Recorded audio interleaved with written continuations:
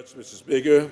Mr. Speaker, I ask unanimous consent that all members have 5 legislative days to revise and extend their remarks and include any extraneous material on the subject of this special order. Without objection. Mr. Speaker, it is with great honor that I rise today to co-anchor this CBC, this special order, along with my distinguished colleague, Representative Steny Hoyer of Maryland.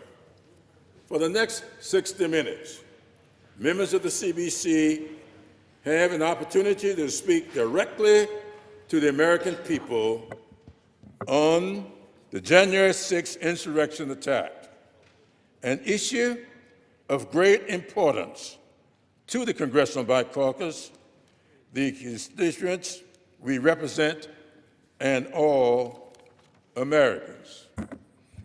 Now, Mr. Speaker, I rise to pay homage to the men and women who 5 years ago risked their lives protecting the lives of those elected officials who met in this hall in fulfillment of their constitutional duties to peacefully transfer presidential power after the November 2020 elections. Now, Mr. Speaker, January 6, 2021 will be forever remembered for the vicious, unprecedented insurrection that took place on that date. On December 31st, 2025, the House Judiciary Committee released the transcript of its December 17th private 8-hour interview with Special Counsel Jack Smith, whose investigation into the events of that day led him to describe January 6th as an event that, and I quote, does not happen without President Trump, end of quote. Smith testified that Donald Trump is the most culpable and most responsible person in the criminal conspiracy to overturn the results of the 2020 election. He continued, these crimes were committed for his benefit. The other co-conspirators were doing this for his benefit. Smith concluded, Trump caused the violence, exploited it, and refused to stop it.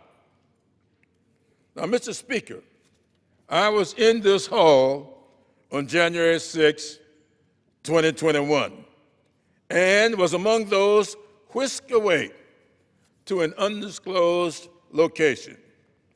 My staff huddled behind barricaded doors that were badly damaged by the mob that was described by some of my Republican colleagues as patriots on a tour of the Capitol. Our valiant United States Capitol Police and first responders did everything they could to keep us out of harm's way. Some were beaten, strangled, and tased.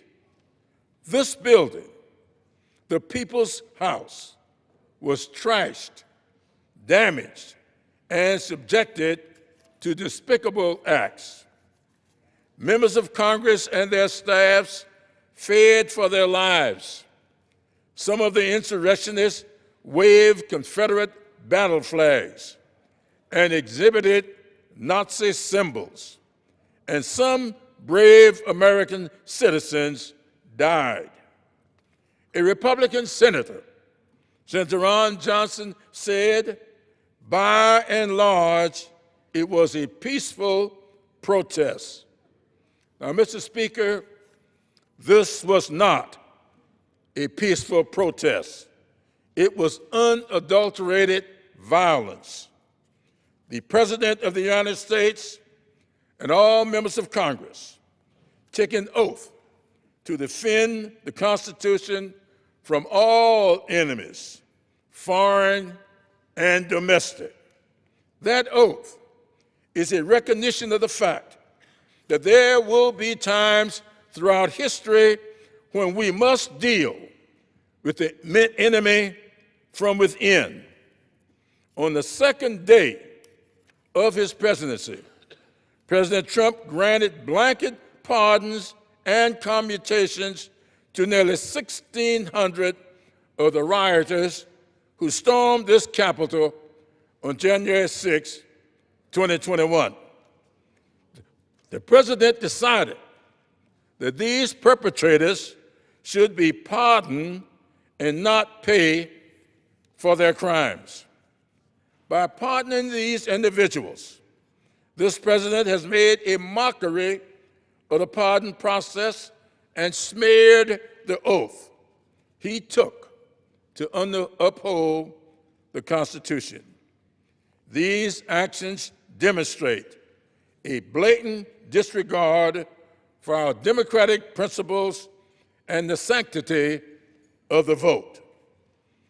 The great John Lewis once shared his great fear that, and I quote, "One day we may wake up and our democracy is gone." John and I often spoke of the delicacy of our democracy, and its future was far from guaranteed. On January 6, 2021, we came face to face with the reality of this fragility. But our democracy also prevailed. We were not deterred from doing our constitutional duty and certifying the legitimate results of the 2020 presidential election. But even during this unrelenting campaign to weaken our laws and impede justice, members of this body have stood up for our Constitution. The exceptional work of the bipartisan January 6th committee, ably chaired by Representative Benny Thompson of Mississippi, illuminated for the American people the severity of the conspiracies behind the January 6th attack. Congress has also passed critical reforms to safeguard the legal process for future presidential elections to help ensure this never happens again.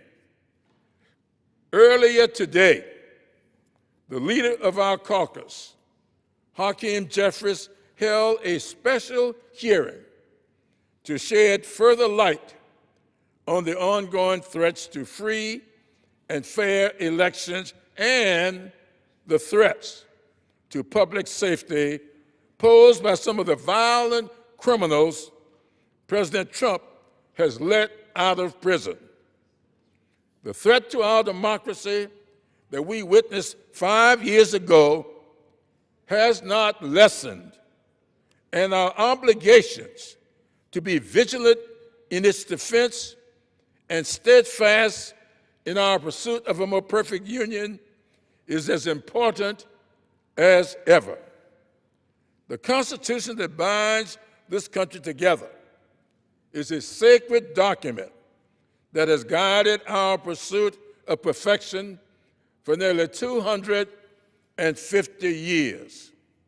We came close to derailing that pursuit on January 6, 2021. If we refuse to acknowledge the facts and give due deference to the violence that took place 5 years ago, we run the risk of abdicating our responsibility to the American people to safeguard our nation's core principles of life, liberty, and the pursuit of happiness.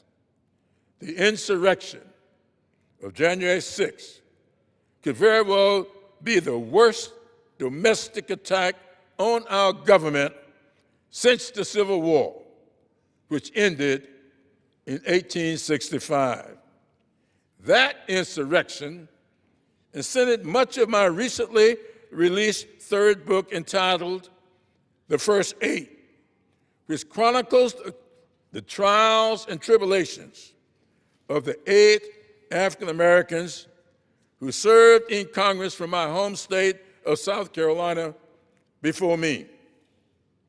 The book also highlights the social and political events that occurred in the aftermath of the Civil War and calls attention to the violence and lawlessness that occurred during their service and took our great nation into a dark place that lasted for nearly a century. There are 95 years between number 8 in that group and yours truly, number 9. The book is a cautionary tale that reminds us of the warning of the Spanish philosopher George Santayana that those who cannot remember the past are condemned to repeat it. I fear that the danger John Lewis fretted about is facing us today. The aftermath of January 6, 2021 continues to test our ability to protect our freedom and our willingness to continue our trek toward a more perfect union. And now, Mr. Speaker, it is my privilege to yield to the Honorable Steny Hoyer from the state of Maryland.